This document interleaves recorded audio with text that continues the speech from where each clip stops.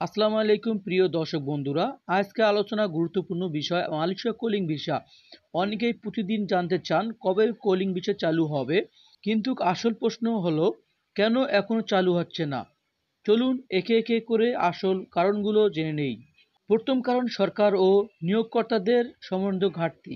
Malaysia সরকারের শ্রমনীতি প্রায় পরিবর্তন হয়। নতুন শ্রমনীতি আর পুরনো নিয়োগকর্তাদের মধ্যে সমন্বয় করতে সময় লাগে। এ কারণে কলিং ভিসায় প্রক্রিয়া আটকে যায়। দ্বিতীয় কারণ অর্ধেক অভিবাসী সমস্যা। মালয়েশিয়ায় প্রায় 20 লক্ষ বেশি অর্ধেক অভিবাসী রয়েছে বলে ধারণা করা হয়। সরকার প্রথম এই সমস্যা সমাধান করতে চায়, তারপর নতুন কর্মী নেওয়ার সিদ্ধান্ত নেবে। তৃতীয় কারণ রাজনৈতিক ও অর্থনৈতিক অবস্থা। মালয়েশিয়ার সমস্ত রাজনীতি অস্থিরতা এবং অর্থনৈতিক চাপে শ্রমবাজারে সংকীর্ণ হয়েছে, তাই তারা হঠাৎ করে নতুন কর্মী নিতে সাহস পাচ্ছে না। চতুর্থ কারণ স্থায়ী শ্রমবাজারের চাপ। অনেক মালয়েশিয়ার নাগরিক বেকার। সরকার চাইছে আগে তাদের চাকরির সুযোগ তৈরি করতে, তারপর বিদেশি কর্মীদের জন্য নতুন ভিসা খুলতে। রিক্রুটিং এজেন্সি ও দুর্নীতি।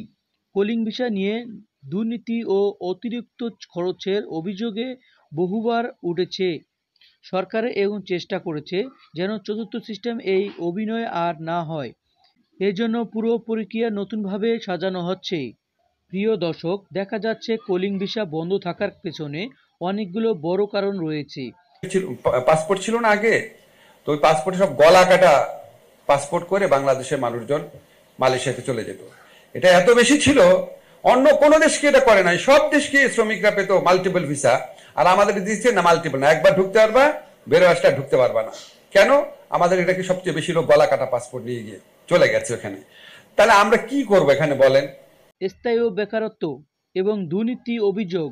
তবে ভালো খবর হলো মালয়েশিয়া সরকার বিদেশি কর্মী নেওয়া সম্পূর্ণ বন্ধ করেনি। শুধু নতুন নীতিমালা পরিষ্কার হওয়া পর্যন্ত কলিং ভিসা সাময়িকভাবে বন্ধ রাখা হয়েছে।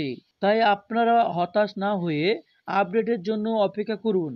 যেই মুহূর্তে সরকারিভাবে ঘোষণা আসবে আমরা আপনাদেরকে জানিয়ে দেব ইনশাল্লাহ।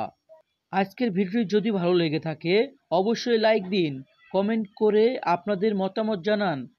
আর শ্রমবাজারের সাম্প্রতিক সঠিক তথ্য পেতে আমাদের চ্যানেলটি সাবস্ক্রাইব করতে ভুলবেন না।